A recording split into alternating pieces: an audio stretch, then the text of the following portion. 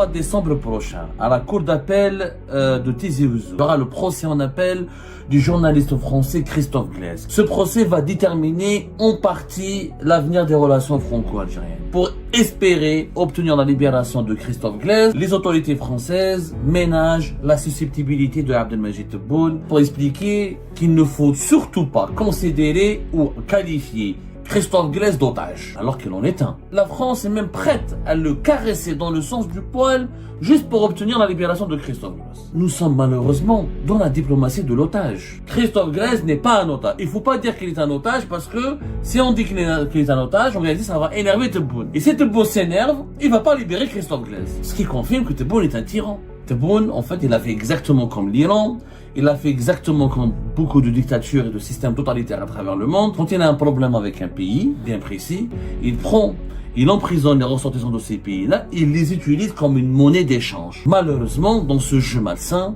les démocraties, notamment les démocraties occidentales, elles sont faibles. C'est pas le cas des États-Unis d'Amérique. Si par exemple, Tebboune avait pris un journaliste américain en otage, Donald Trump aurait agi de façon totalement différente. Les Américains agissent, les Américains c'est pas comme les Français. Ils prennent un porte-avions, ils l'envoient vers les côtes algériennes, ils font un exercice militaire, un tweet, au bras de fer. Tebboune, c'est très bien qu'il pourra pas faire un bras de fer avec l'Amérique. Dans 2 jours, donc d'ici 48 heures, le 3 décembre prochain, à la cour d'appel de Tizi Ouzou, au niveau de la cour de justice de Tizi Ouzou, il y aura le procès en appel du journaliste français Christophe Glaise. Ce procès sera suivi avec beaucoup d'intention et il sera caractérisé par de nombreuses tensions, justement.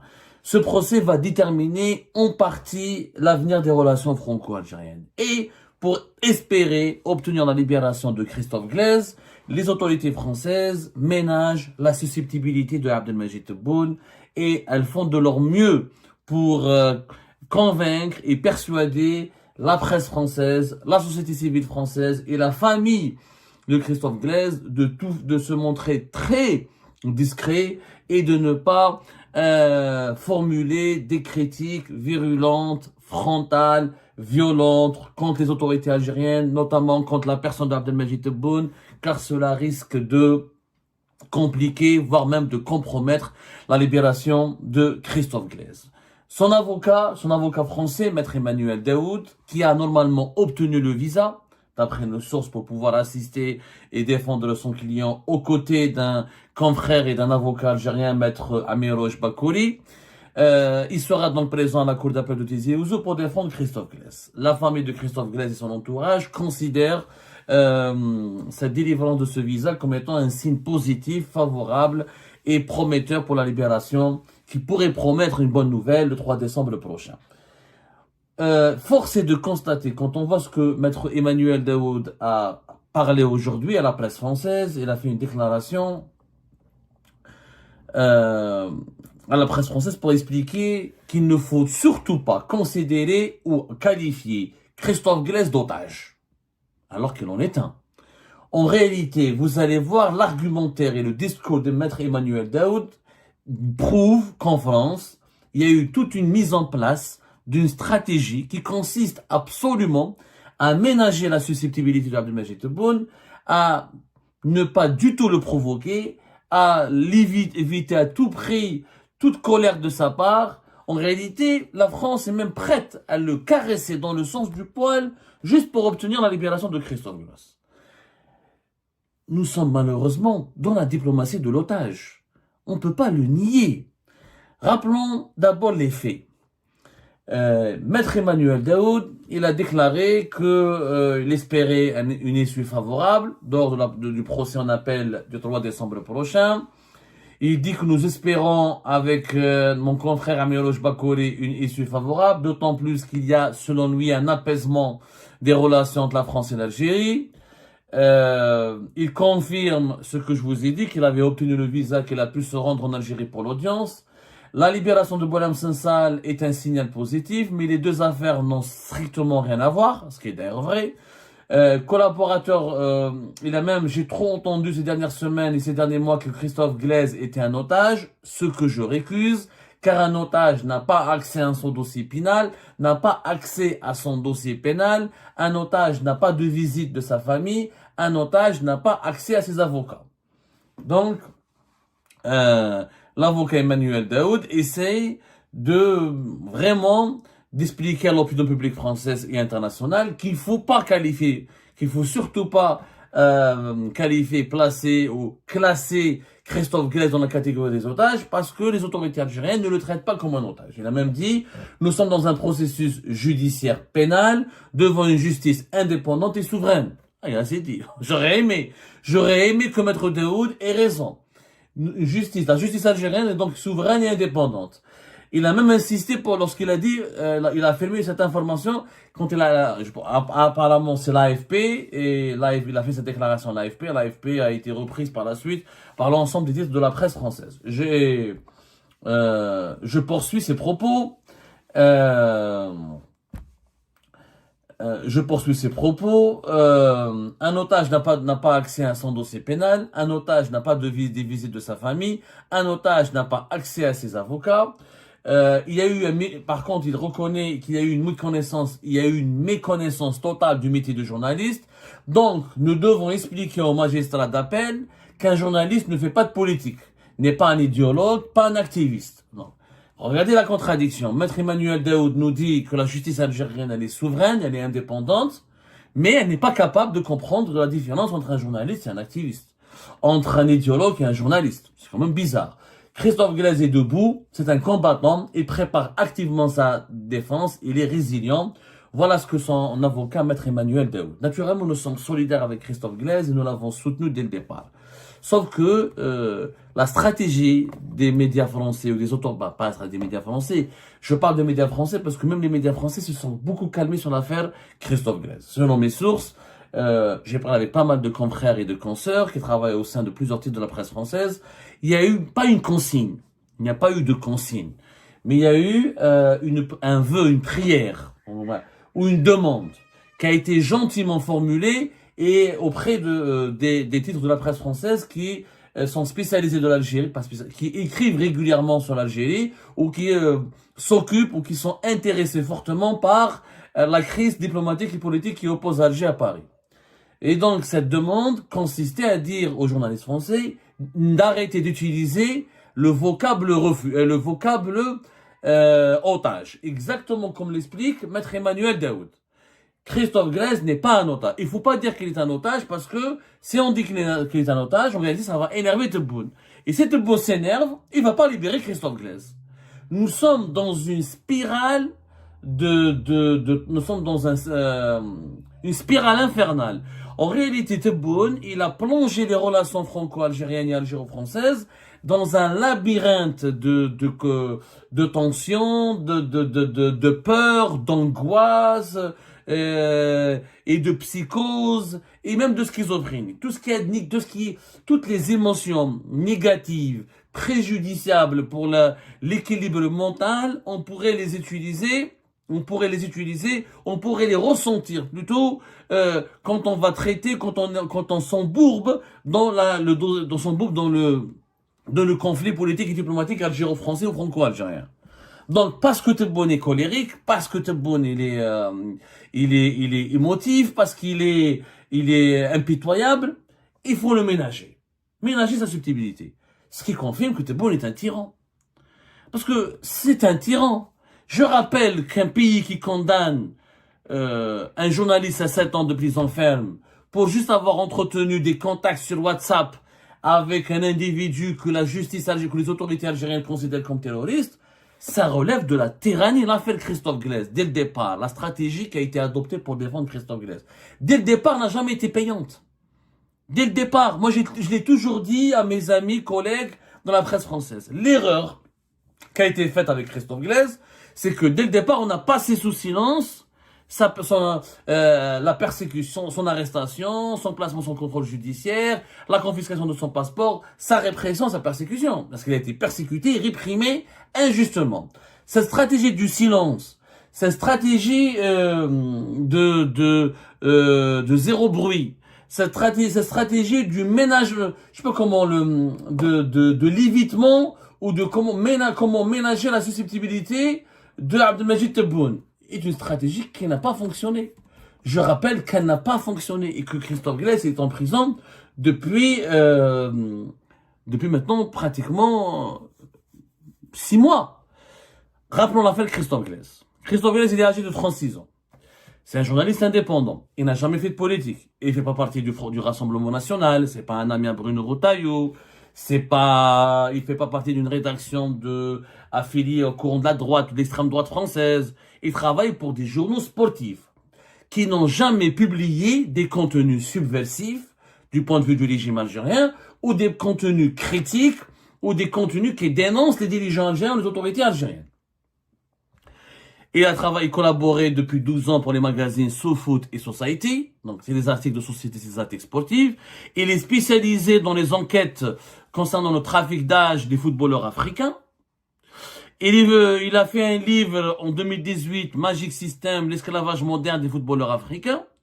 Une enquête sur le marchandage des joueurs de l'Afrique de l'Ouest. Donc, c'est quelqu'un qui est très amoureux de l'Afrique, qui lutte pour la défense et les droits des Africains, qui dénonce justement l'exploitation, une forme d'exploitation coloniale des talents sportifs de l'Afrique. Il a même une sensibilité de gauche.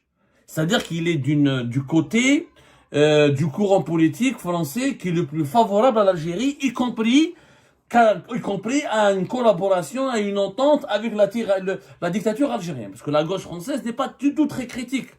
Elle critique le régime algérien dans des proportions très insignifiantes, très contrôlées, avec beaucoup de modération, avec beaucoup de précaution. Donc Christophe Glaise n'a absolument rien à voir avec les lobbies français ou les courants français ou la classe dirigeante française qui est hostile ou qui cherche à la bagarre ou qui cherche à torpiller les intérêts du régime algérien en France ou qui cherche à nuire à l'Algérie ou à ses dirigeants ou à son système politique. Christophe Glaise arrive mai 2024 avec un visa touristique. Il voulait faire un reportage sur la GSK. Son angle, c'est l'affaire Albert Ebossé, le fameux joueur camerounais qui est mort en 2014 et qui est mort dans des circonstances scandaleuses qui ont suscité une indignation même internationale. Il voulait faire des portraits célèbres du football, de la GSK et du football algérien, comme Patrice Baumel ou Salah Djibaili. Le 28 mai 2024, il a été arrêté à Tizi Ouzou. Au départ, on lui a reproché d'être venu en Algérie avec un visa touristique. Et comme il est venu pour des motifs professionnels, il aurait dû demander un visa de journaliste, un visa professionnel. C'est une petite erreur, ce n'est pas une erreur grossière. Et comme il savait, les journalistes français n'obtiennent pas de visa pour venir en Algérie, donc les journalistes les moins connus, parce que Christophe Glaise n'est pas connu. Le régime algérien, il surveille les journalistes des grands médias politiques, des médias généralistes, des médias qui traitent, qui parlent de l'actualité algérienne ou qui publient des articles très engagés et virulents contre Tebboune et le régime Tebboune. Le Monde, Le Figaro, Libération, Le Point, L'Express, les grands médias généralistes français, les grands médias engagés. Donc Christophe Glaise, il a obtenu rapidement son visa touristique parce que à l'ambassade d'Algérie, on s'était pas rendu compte qu'il était journaliste. Journaliste sportif, ça n'a pas éveillé la curiosité ni l'attention, ça n'inquiète pas les autorités algériennes. Mais il a été arrêté quand même en mai 2024 et rapidement, comme nous sommes en pleine crise, attendez, je précise, ce n'est même pas encore la crise mai 2024. La crise entre l'Algérie et la France, elle a commencé à la fin du mois de juillet 2024. Donc mai 2024, il n'y avait pas officiellement de crise. Mais comme on n'était pas loin des élections présidentielles anticipées de septembre 2024, Christophe Glaise a été inquiété avec comme les autorités algériennes, notamment les services de sécurité, sont très, comment dirais-je, moussoussines, je sais pas comment on dit le souhait en français. Moussoussines, c'est-à-dire ils sont toujours animés de doutes. Peut-être que ce journaliste était venu pour faire des reportages politiques et sous couverture d'un reportage sportif et la Kabylie, il voulait peut-être enquêter sur la Kabylie. Est-ce qu'il y avait une opposition en Kabylie? Est-ce que la Kabylie allait se révolter contre les élections présidentielles anticipées? Donc le régime algérien avait très peur. Et comme il était dans une forme de paranoïa, voilà. Le souhait, c'est pas vraiment de la paranoïa, mais encore, je sais pas, je dirais plus je dirais plus, c'est vraiment de la paranoïa. C'est plus que du West-West. C'est vraiment de la paranoïa. Donc, il était soumis à une enquête, et comme il était, bon, je ne sais pas comment, comme ça, rapidement, il était placé sous contrôle judiciaire. On lui a retiré son passeport, et voilà, on l'a oublié.